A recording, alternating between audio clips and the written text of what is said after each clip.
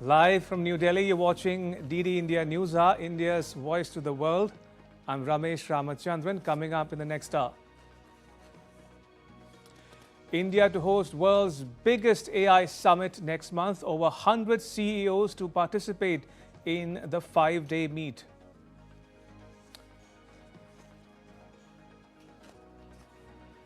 Indian and Palestinian leaders discuss Gaza peace ahead of India-Arab foreign ministers meeting in New Delhi.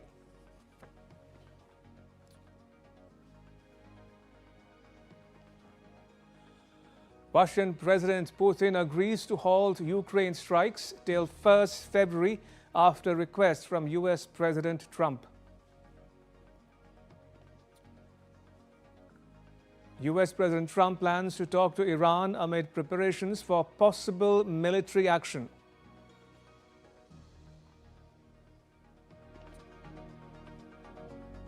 And India pays homage to Mahatma Gandhi, the father of the nation, on his 78th death anniversary.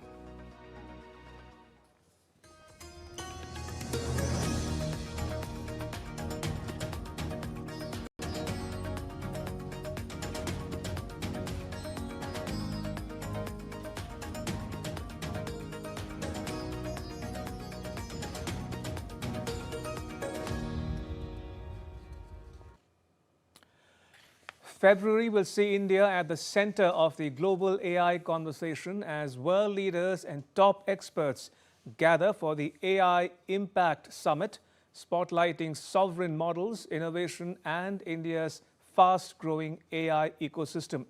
Tripti Tripathi deep dives into what the summit has in store. India is set to host its biggest ever global AI gathering in February with the India AI Impact Summit, bringing together over 15 heads of state and government.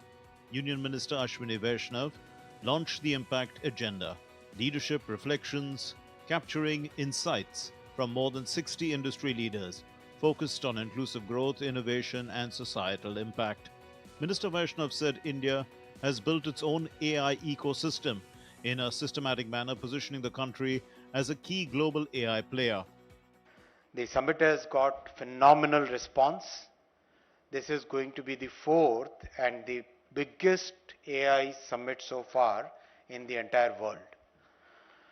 The response from practically 100 countries, the number of heads of state and government, already 15 confirmations received, and the industry has responded so well. More than 100 CEOs are joining us in the Impact Summit.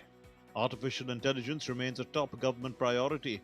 Prime Minister recently interacted with CEOs and experts working on sovereign AI models designed to accelerate India's AI mission. Minister Vaishnav said these India-developed sovereign AI models will be unveiled at the summit.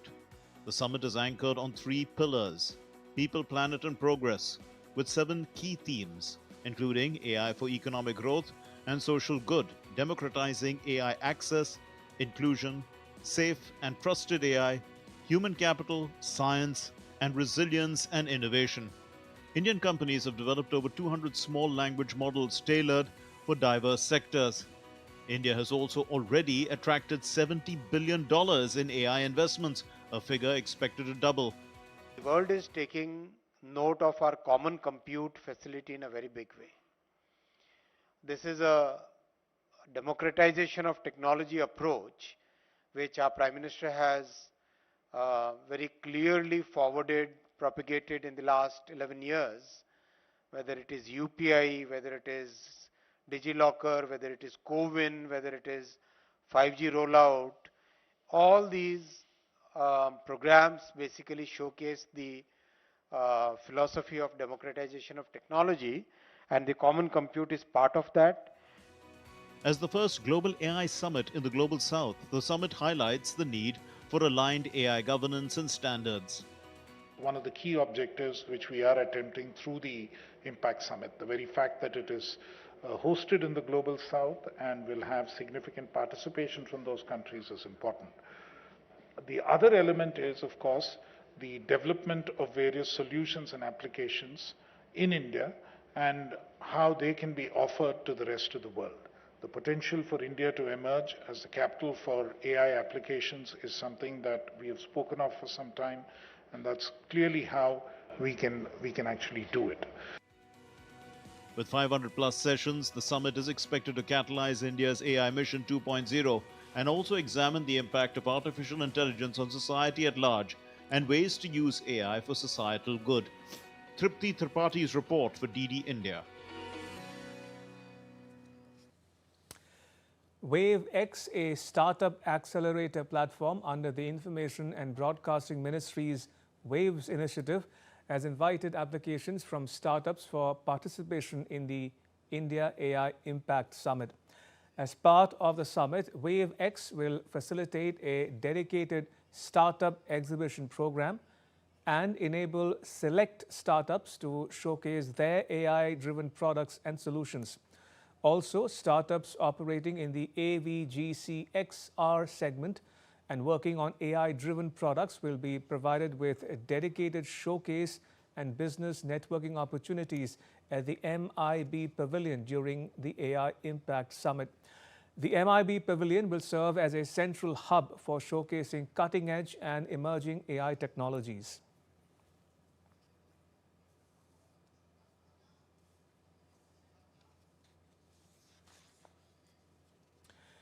Now, India is steadily expanding its global outreach in the field of artificial intelligence, positioning itself as a key voice in shaping the future of emerging technologies. India's Consulate General in Johannesburg, South Africa, organized a pre-summit engagement focused on enhancing international cooperation in AI sector, reflecting India's expanding diplomatic and technological engagement. Nazneen Ismail has more. India's vision to play a leading role in the global artificial intelligence ecosystem is gaining momentum across continents. India's approach has consistently focused on democratizing access to technology while using it as an engine for growth and inclusion. The emergence of AI is the latest chapter in this long journey. In Johannesburg, the Consulate General of India hosted a pre-summit engagement aimed at strengthening international cooperation in the AI sector as part of India's broader diplomatic and technological outreach. And this collaboration is very important because if you were to look on the current geopolitics, it's important that the like-minded countries, they start collaborating with each other. And especially when you look on the areas of AI, I think it is becoming very much important. And if you look deeply on AI, the issues of language models, the issues of countering, the bias, that has been, one of the areas that, the Global South has actually struggled with. So I think it's very important that to have that type of collaboration. The initiative reflects India's vision of responsible, inclusive and impact-driven artificial intelligence with a strong emphasis on global collaboration, skills development and equitable access to technology. India has adopted multi-language LLM developments. So they have created 8 categories in 8 regions, right, to adopt language learning models and probably 8 sectors to do it. The adoption of AI through such excessive creation of LLM models for greater adoption is what South Africa needs to also start looking into. Are right that there are certain jobs that cannot be replaced by AI, and we need to have an appreciation of that. India's outreach places particular focus on partnerships with the Global South, recognizing the role artificial intelligence can play in driving sustainable growth, innovation, and social development. So the understanding of the African local nuances of our industry makes a huge difference instead of just trying to roll out technology for the sake of technology. We want to see the benefits of this flowing into communities, into schools, at grassroots levels. We want to see that there's skills development enhancements and training that takes place to improve economic outcomes for the poorest of the poor. Stakeholders were briefed on the India AI Impact Summit 2026 to be held in Bharat Mandapam in New Delhi this February, bringing together governments, industry and innovators to advance real-world AI solutions for sustainable development. So India is organizing an AI Impact Summit in Delhi next month, and India is basically focusing on not only technology but on the impact of artificial intelligence in terms of its impact on livelihood, on skilling, on inclusion and equity and development. So in terms of development of AI in India, we are basically following every value chain, like from chips to digital technologies to development, infrastructure to human capital.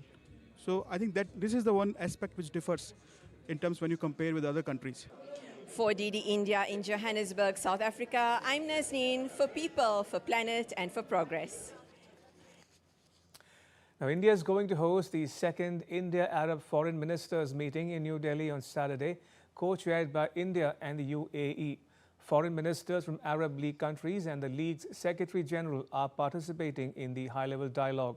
External Affairs Minister S. Jaishankar held bilateral talks with several Arab counterparts on Friday. India is hosting the second India-Arab Foreign Ministers meeting in New Delhi on Saturday, co-chaired by India and the UAE. Foreign ministers of Arab League member states and the Arab League Secretary General are taking part in this meeting. External Affairs Minister Dr. S. Jaishankar held a series of bilateral meetings with Arab counterparts, including Arab League Secretary General Ahmed Abul Gheit. He met foreign ministers from Comoros, Palestine, Libya, and Sudan, discussing cooperation in trade, energy, infrastructure, health, and regional issues, including Gaza and Sudan. Sudanese Foreign Minister Moheldin Salim Ahmed Ibrahim said India has had a long-standing presence in Sudan and that both countries are now looking to expand partnerships. India is already there with Sudan, but in this new era, I think we are looking forward for more partnerships in so many areas, in agriculture, in mining, in transportation, in technology, in every sector of the life. And I think there are good opportunities for investment for our friends from India. Ministers and delegates from the 22-member Arab League, including representatives from Qatar and Somalia, have gathered in New Delhi for the meeting. The foreign ministers' meeting is being held after a gap of 10 years, following the first meeting in Bahrain in 2016. The second meeting is expected to strengthen and expand cooperation across key sectors between India and Arab nations. Bureau Report, DD India. Prime Minister Modi, in a social media post, shared the news of his speaking with acting president of Venezuela, Delcy Rodriguez. The two leaders agreed to further deepen and expand their bilateral partnership in all areas, with a shared vision of taking India-Venezuela relations to new heights in the years ahead.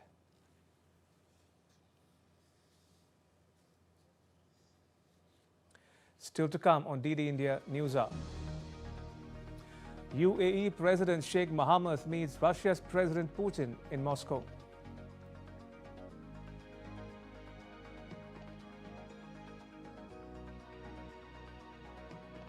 President Trump picks a new governor of the US Central Bank.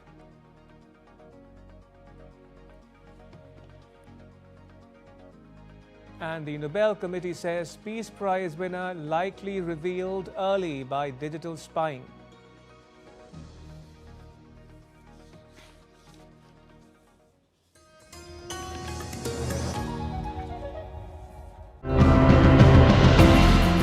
Today, we try to answer a key question. Is there a cleaner, affordable and eco-friendly way to travel?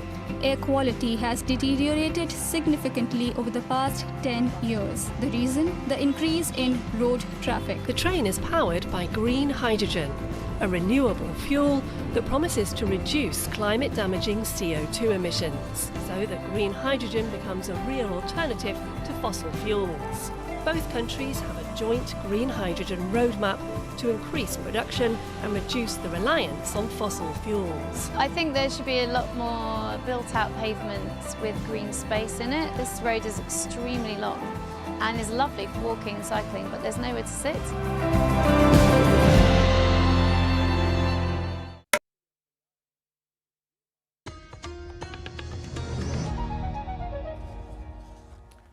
Welcome back. You're watching DD India Newshour. I'm Ramesh Ramachandran. Tensions in West Asia remain high, but fresh diplomatic efforts are underway to prevent a dangerous escalation between the US and Iran.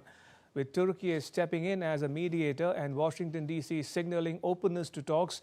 There are renewed calls for dialogue even as military preparedness continues on both sides.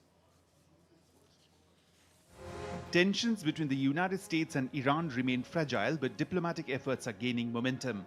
Turkey has stepped in to mediate between Tehran and Washington, even as US President Donald Trump signals a possible easing of immediate military threats. In Istanbul, Iranian Foreign Minister Abbas Araghchi held talks with his Turkish counterpart Hakan Fidan as Ankara pushes for renewed dialogue between the two longtime rivals. Turkey says restarting talks on Iran's nuclear program could deliver gains for all sides and open the door to lifting sanctions on Tehran. These negotiations will also pave the way for the lifting of sanctions against Iran and its integration into the international economic system. These steps will provide significant gains for all parties. Iran, meanwhile, says it is ready for fair and equitable negotiations, but insists its missile program is not up for discussion. I should also state unequivocally that Iran's defensive and missile capabilities and Iran's missiles will never be the subject of any negotiations. If the negotiations are conducted in a fair and equitable manner, the Islamic Republic of Iran is ready to take part in these talks and in such negotiations.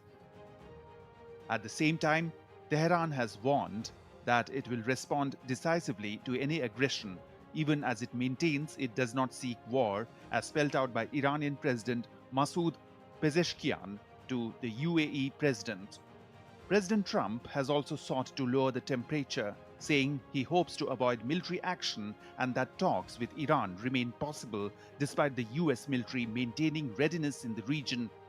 Mr. President, have you had any conversations with Iran in the last few days, and are you planning on any? I have had, and I am planning on it, yeah. We have a lot of very big, very powerful ships sailing to Iran right now, and it would be great if we didn't have to use them. The international community has called for restraint. United Nations Secretary General Antonio Guterres has urged diplomacy over confrontation, warning that global challenges cannot be solved through force. Global problems will not be solved by one power calling the shots, nor will they be solved by two powers carving the world into rival spheres of influence. It is important to accelerate deliberately and with determination multipolarity, one that is networked, inclusive by design, and capable of creating balance through partnerships. Partnerships in trade, in technology, and in international cooperation. As regional and global players call for dialogue, all eyes are now on whether diplomacy can prevent another flashpoint in West Asia. Bureau Report, DD India.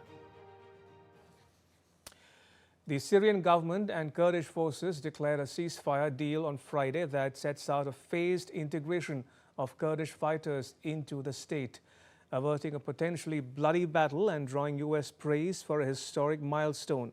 The sides announced the agreement after government forces under President Ahmad al-Shura captured swathes of northern and eastern Syria from the Kurdish-led Syrian Democratic Forces group this month, forcing the Kurdish forces to retreat into a shrinking enclave in the northeast. U.S. envoy Tom Barak, who has been closely involved in mediation efforts, declared the agreement a profound and historic milestone in Syria's journey towards national reconciliation, unity and enduring stability. Meanwhile, medical charity Médecins Sans Frontières said on Friday it will not submit lists of staff demanded by Israel to maintain access to Gaza and the West Bank, saying that it had not been able to obtain assurances over the safety of its teams. The MSF, which supports and helps staff hospitals in Gaza, is one of 37 foreign organizations that Israel ordered this month to stop work in the Palestinian territories unless they meet new rules, including providing employee details. Israel will reopen the Rafah border crossing on Sunday for people to travel between Gaza and Egypt, the first opening of effectively the sole route in or out of the Palestinian territory since May 2024. The Israeli government agency that coordinates civilian policy in Gaza did not say how many of Gaza's more than 2 million people would be allowed to cross the border per day. Israel ceased the border crossing in May 2024, about 9 months into the Gaza conflict. Reopening it was an important requirement under the first phase of U.S. President Trump's plan to stop fighting between Israel and Hamas, which followed a ceasefire agreed to in October. Israel had said that it would reopen it only after recovering the body of the last Israeli hostage in Gaza, which took place this week.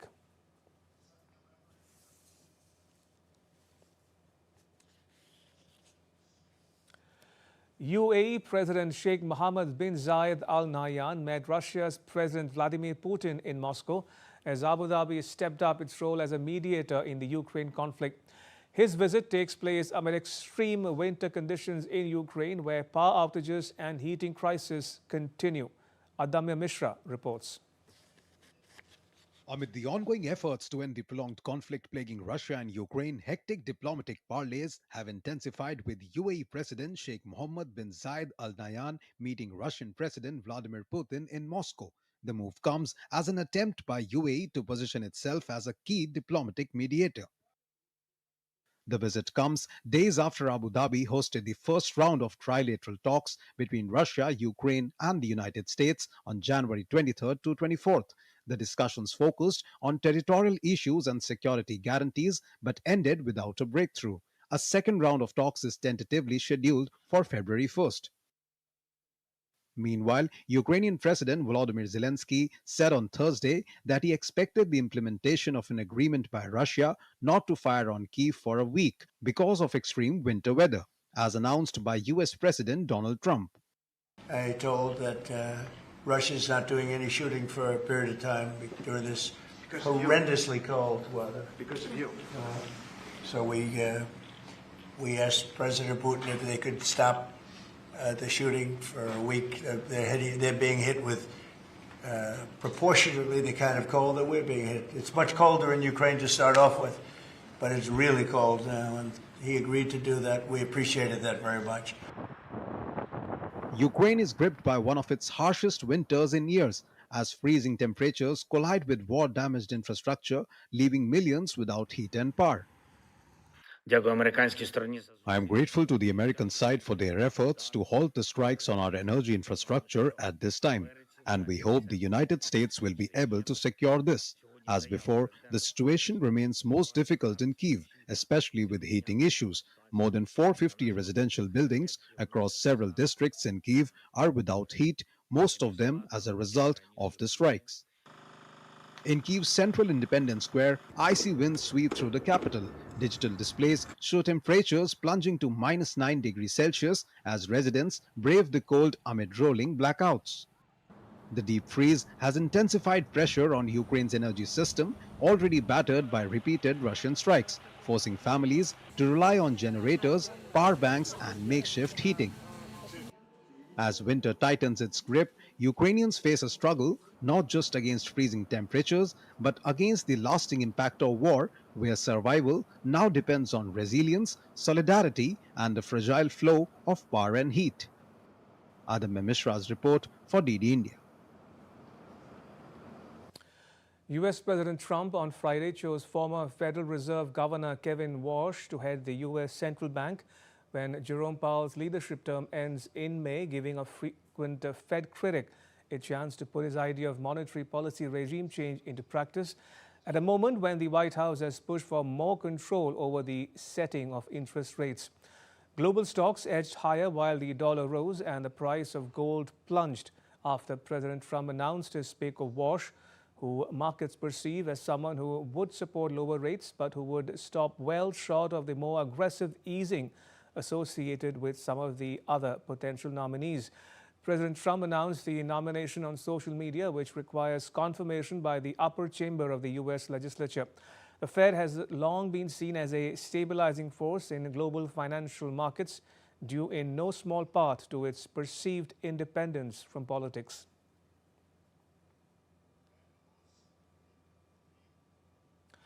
The Norwegian Nobel Institute on Friday confirmed that the name of the winner of the 2025 Peace Prize had been illegally leaked before the announcement, without ruling out that a state actor may have been involved. On the night of October 9 and 10, the day of the announcement, the odds of Venezuelan opposition leader Maria Corina Machado, who won the prize, winning jumped from 3.75% to 73% within less than 2 hours on the betting platform Polymarket. Yet, no experts or media outlets had mentioned Machado among the Nobel favorites, prompting the Nobel Institute to open an internal investigation. The Nobel Committee said that digital espionage was likely to have been behind the uncovering of the 2025 Nobel Peace Prize winner's name ahead of its official release. The institute said that it had identified vulnerabilities in its IT system and had implemented fixes.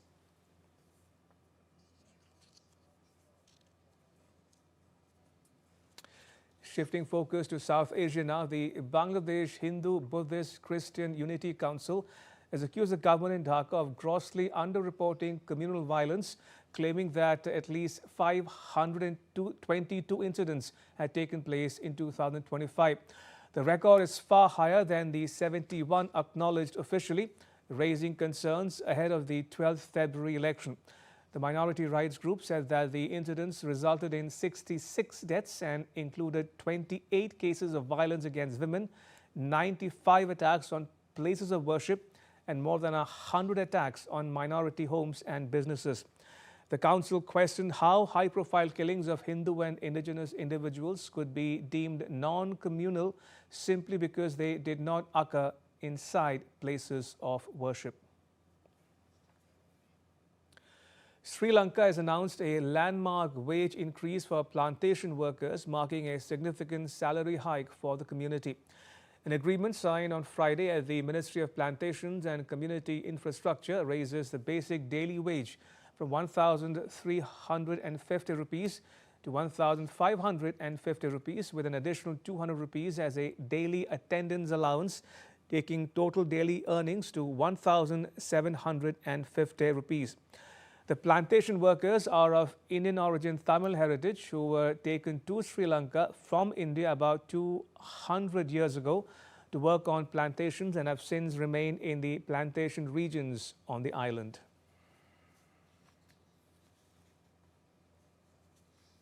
All right, now take a look at what else is making news around the world. Iraqi scientists are using tissue culture technology to mass-produce disease-free date palm seedlings to revive orchards affected by conflict, water scarcity, and rising salinity. In Ukraine's capital, Kyiv, children are braving the cold to continue their training as power outages leave their gym without heating. Bundled in hats and gloves, they adapt to the challenging conditions, finding it harder to move freely in extra layers, yet remain determined to practice and keep up with their routines despite the chill.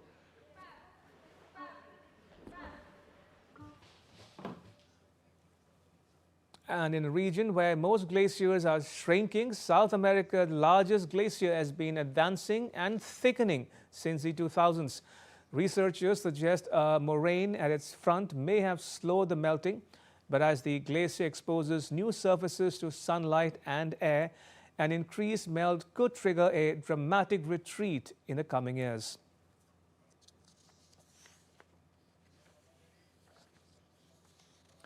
And still to come on DD India Newshour. India reaffirms its leadership at the closing ceremony of India Energy Week. And an expert take on the AI Impact Summit to be held in New Delhi. More on that after the break.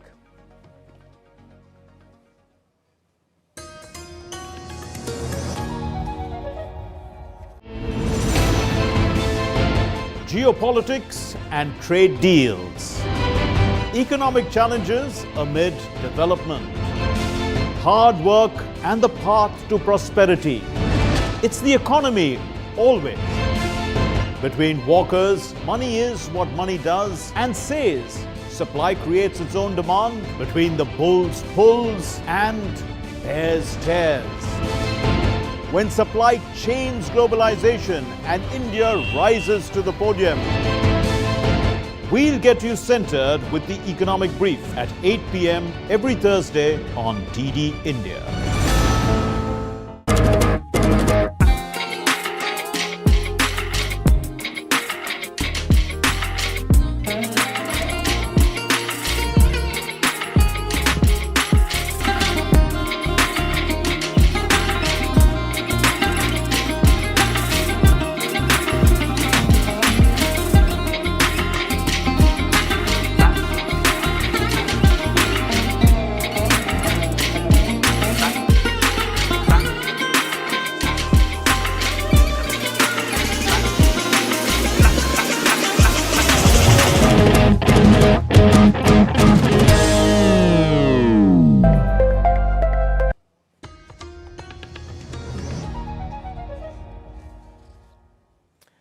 Welcome back. You're watching DD India Newshour. I'm Ramesh Ramachandran.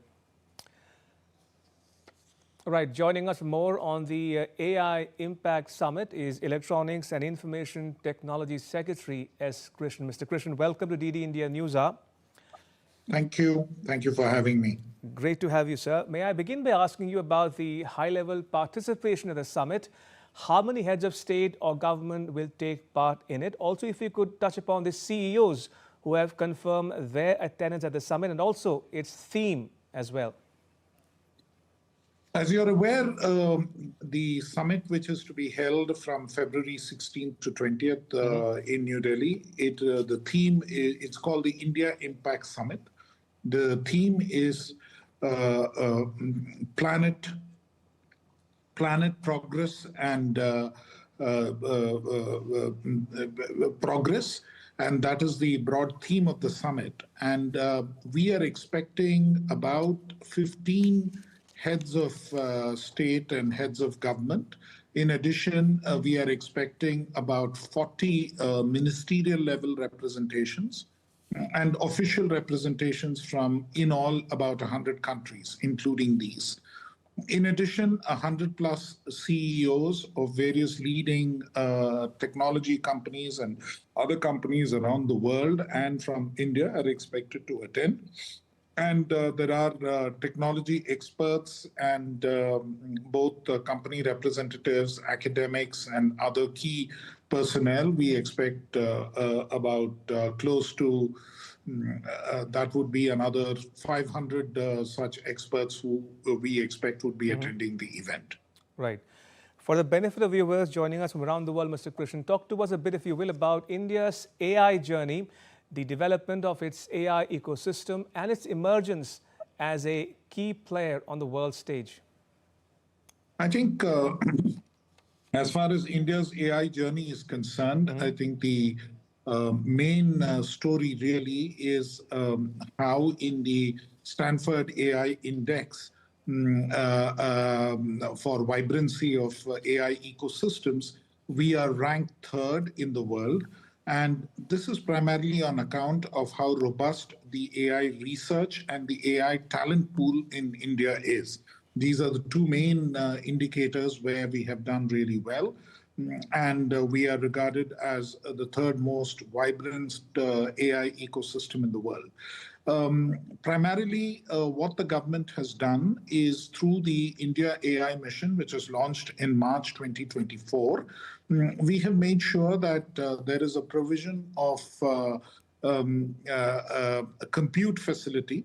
Publicly subsidized compute facility has been provided to all innovators and to people from various researchers, students, and communities who really require and use AI compute. In addition, through the AI Kosh portal, we are currently providing 7,000 plus curated data sets, which can be used for innovation and to train models. And we are supporting the establishment or supporting the building of foundational models, which include large language models, and other foundational models which can work for specific sectors. We would be having a large language models which take note of India's own linguistic and cultural heritage, and ensuring that we have less of an issue with bias and prejudice in the process, and it is true to our own linguistic and cultural heritage. So these are the three things that the government has managed to provide, and as a result, there have been a number of applications and solutions which have been developed by a range of startups and others, which are available for use and for deployment. And that is truly India's strength in the AI space. Right. And as I already pointed out, AI talent, STEM talent is one of our key strengths. And through the India AI mission and the Future Skills program, Future Skills Prime program, we continue to ensure that adequate skilling and talent development takes place. Right. Now, Prime Minister Modi has met with industry leaders, and he has spoken about developing a stack of sovereign models aimed at accelerating his government's AI mission goals. And in that context, IT Minister Vaishnav has said that sovereign AI models developed in India will be launched at the summit. Tell us more. Under the India AI mission, we have supported 12 startups and academic institutions to create India's own models. Right. Some of those models are likely to be launched in the lead up to the India AI Summit. And also, Minister Vaishnav has launched what is known as a compendium on the future of AI with reflections from 6 leading industry experts. What's been the industry's response, if I might ask? And I believe Indian companies have already developed more than 200 small language models. That's right. We are offering a number of those models again on the AI Kosh platform. Small language models basically are sector-specific models which address issues relating to specific sectors. So their application and their effectiveness in that given environment is much greater, and their use of resources, both power and compute resources, is also much lower. So in some ways, they are much more cost-effective and efficient, and are able to deliver in the relevant sectors that they are connected with. Also, Mr. Krishnan, how is AI-related investment in India coming along? AI-related, there have been a number of announcements. Nearly $70 billion worth of AI investment announcements have already been made. There is an expectation that more such announcements will take place at the AI Impact Summit. There is a fair amount of excitement and fair amount of interest amongst leading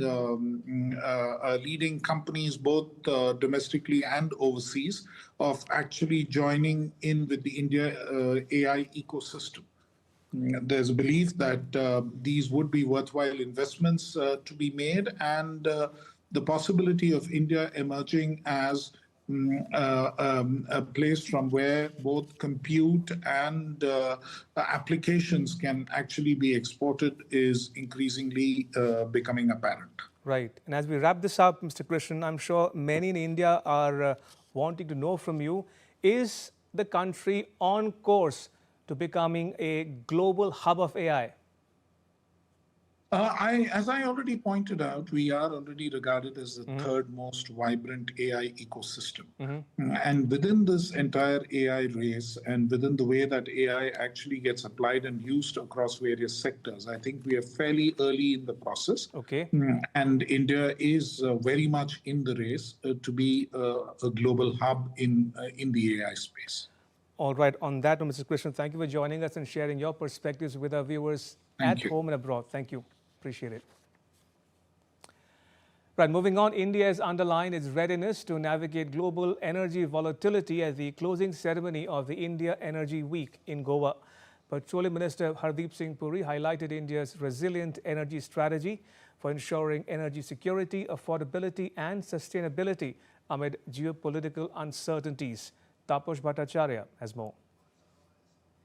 India has reaffirmed its leadership in the global energy landscape at the closing ceremony of India Energy Week 2026 in Goa.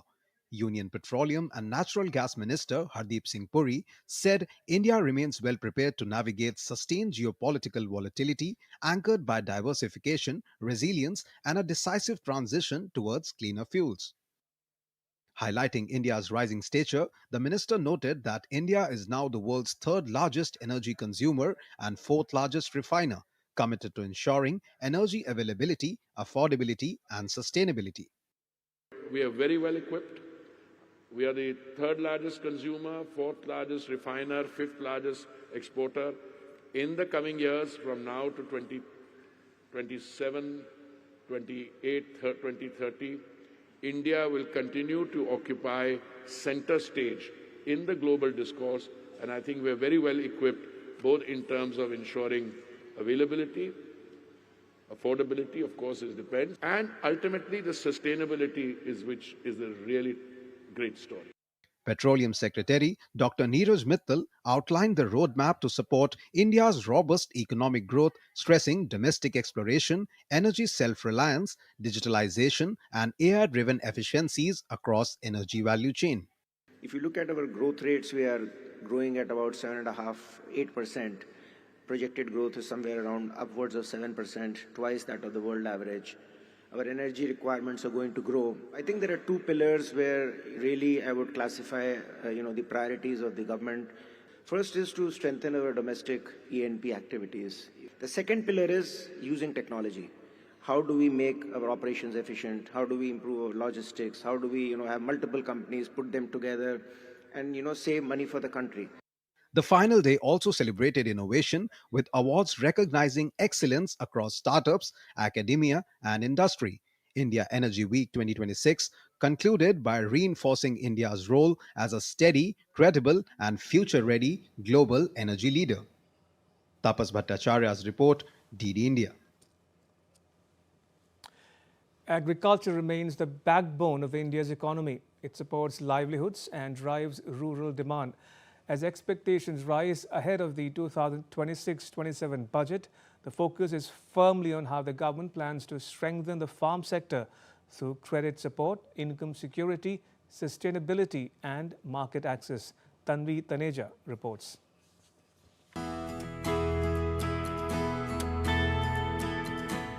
Much hope and speculation also surrounds the measures that Finance Minister Nirmala Sitharaman will announce for the agriculture sector in the fiscal year 2027 Union Budget. Agriculture contributes about 18.2% of India's GDP and employs nearly 50% of India's workforce.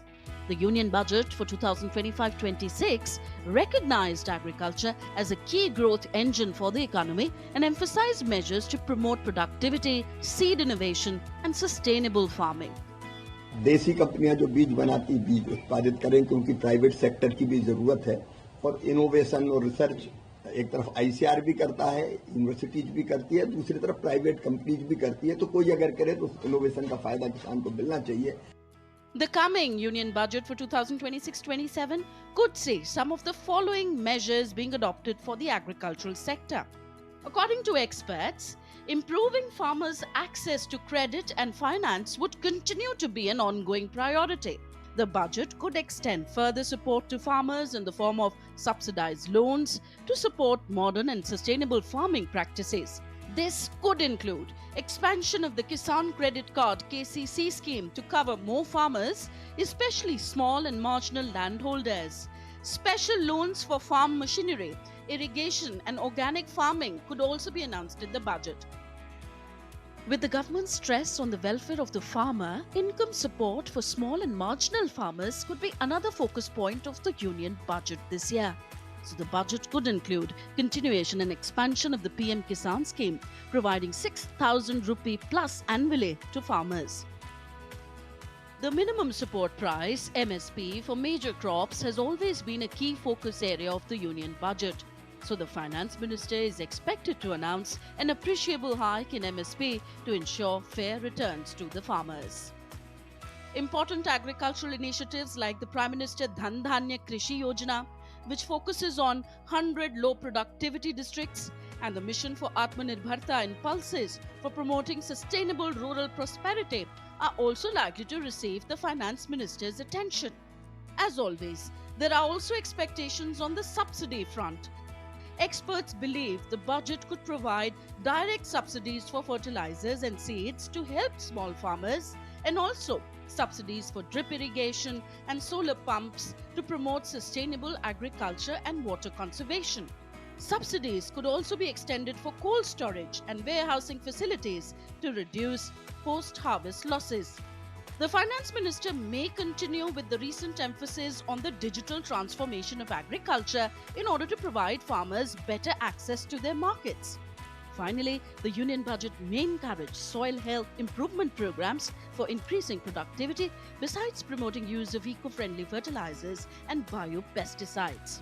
As the Union Budget approaches, all eyes remain on how these measures could shape the future of Indian agriculture. Tanvi Taneja for DD India. And with the budget just around the corner, expectations from various sectors, including healthcare, are gaining momentum. Speaking to DD India, the director of Sanjeevani Surgical and General Hospital, Dr. Sunil Agarwal, urged the government to raise the 2026 health budget to 2.5% of GDP. 25 में हमारा health budget GDP का 1.9 to 1.97% था। अब की बार मैं चाहता हूं कि सरकार इसे बढ़ा करके 2.5% तक कर दे। जैसे रूरल एरिया है, वहाँ पे हॉस्पिटल, प्राइमरी हेल्थ सेंटर, ये सब चीज़ की काफ़ी कमी रहती है, तो ये पैसे से हम उन primary health centre and rural hospitals develop कर सकते हैं। The National Commission for Women marked a significant milestone today as it celebrated its 34th Foundation Day in New Delhi, reaffirming its continued commitment to women's empowerment and protection of women's rights. The event was graced by Health and Family Welfare Minister J.P. Nadda, who was the chief guest at the event. The minister highlighted the government's initiatives to strengthen healthcare access and social security for women. Also present on the occasion were Women and Child Development Minister Annapurna Devi and Minister of State for Women and Child Development Savitri Thakur, who reiterated the government's focus on creating safer and more inclusive spaces for women. National commission ने इस बात को साबित किया है कि महिलाओं के विषय पर समाज में सेंसिटिविटी आए। महिलाओं के विषय में सेंसिटिविटी को हम एक प्रतिबद्धता के साथ नीचे हम समाज के वातावरण में उतार सकें, इसमें भी नेशनल कमीशन फॉर वुमेन ने बहुत अहम भूमिका अदा की है। और बहुत से बहुत ही कॉम्प्लेक्स प्रॉब्लम्स हैं, उन कॉम्प्लेक्स प्रॉब्लम्स को भी सॉल्व करने का काम नेशनल कमीशन फॉर वुमेन ने किया है। अगर हम कहें तो हेल्दी वुमेन, जिसको हम हेल्दी मदर कहते हैं, leads to healthy child, and when we have a healthy child the family is empowered. तो ये पूरी साइकिल है जिसको हमको पूरा करना होता है। हेल्दी फैमिली जब होती है तो वो हेल्दी नेशन की तरफ ले जाता है। सरकार ने महिलाओं के स्वास्थ्य, पोषण और जीवन गुणवत्ता को सर्वोच्च प्राथमिकता दी है। साथियों, माननीय प्रधानमंत्री जी ने देश के समावेशी विकास के आधार स्तंभों में महिलाओं को सर्वोपरि माना है। उनके मार्गदर्शन में वुमेन डेवलपमेंट के लक्ष्य से आगे बढ़कर हमने वुमेन लेड डेवलपमेंट के विजन को अपनाया। A major highlight of the celebration was the felicitation of 12 women scientists honored for their outstanding contributions to science and research, showcasing growing leadership of Indian women in innovation and nation building. The Foundation Day celebrations concluded with a renewed pledge to further strengthen policies, awareness and institutional support systems to ensure dignity, safety and equal opportunity for women across India.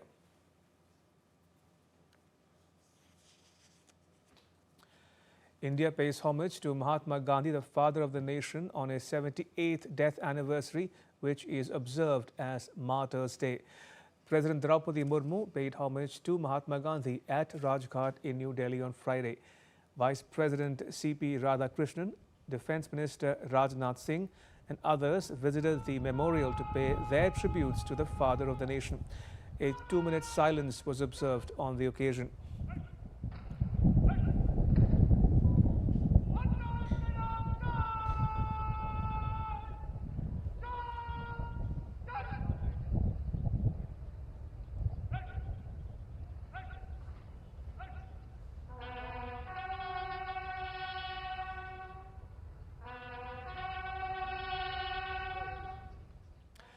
At an all-faith prayer meeting held at the memorial, the Mahatma's favorite devotional songs were rendered.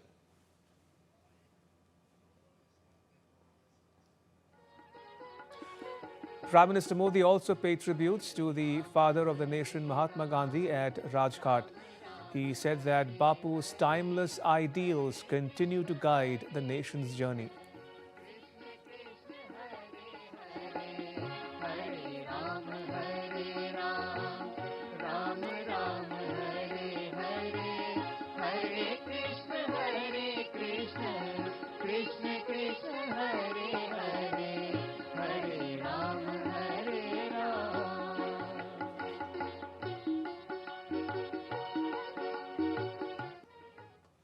Later in the evening, the Prime Minister attended an interfaith prayer meeting at Gandhi Smriti in New Delhi.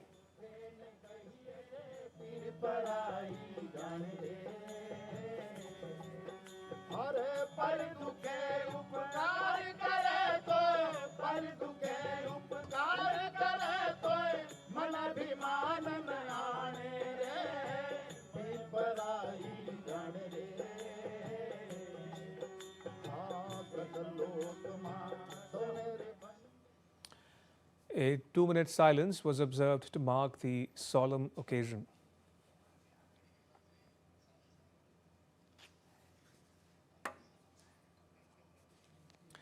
And now to all the news from the world of sport. 24-time Grand Slam champion Novak Djokovic is back in a Grand Slam final after beating Jannik Sinner in Australian Open semi-final on Friday. Djokovic edged past the Italian in a 5-set thriller at his favourite Rod Laver Arena in Melbourne. This is the first win for Djokovic over 2-time defending champion Sinner after losing 5 consecutive matches against him. Sitting at 24 Grand Slam titles, Djokovic would now aim for winning his record-breaking 25th Grand Slam title and 11th Australian Open title on Sunday against Carlos Alcaraz. He's now the oldest player to enter the Australian men's singles final in Open-era history, while Alcaraz is the youngest to reach all Grand Slam finals in the same time period. And world number 1 Carlos Alcaraz battled an injury scare to overcome Alexander Zverev in a roller-coaster 5-set thriller to enter his maiden Australian Open final. The Spaniard edged out the world number 3 in a marathon that lasted 5 hours and 27 minutes, the longest semi-final in tournament history. After appearing to recover from a leg injury that hampered him from late in the third set, the Spaniard rallied from 3-5 in the decider to seal his first final appearance in Melbourne. With his win, Alcaraz moved within 1 win of becoming the youngest man to complete the career Grand Slam.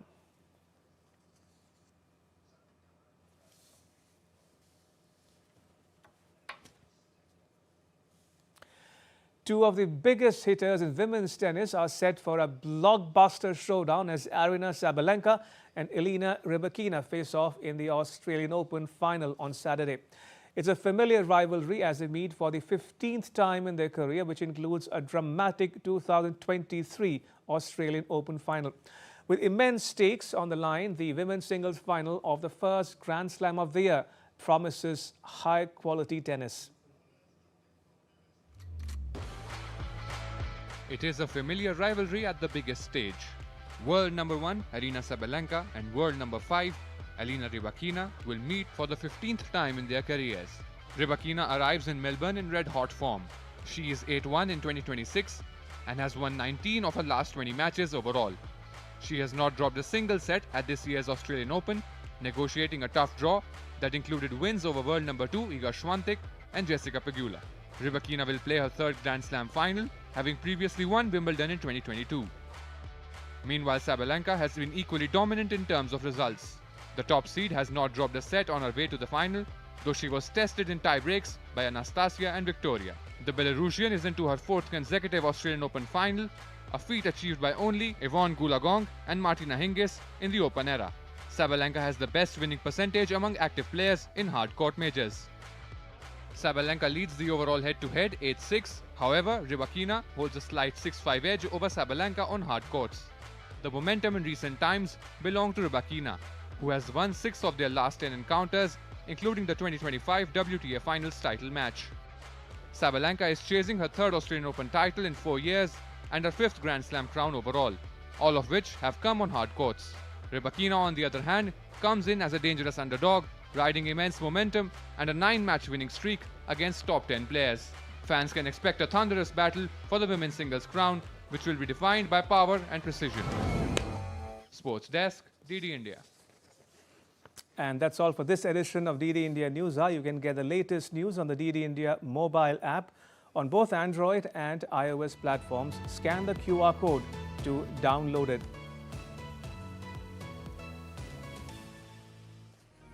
And we'll be back with more news as it breaks. I'm Ramesh Ramachandran. From all of us here in New Delhi, thanks for watching DD India News Hour.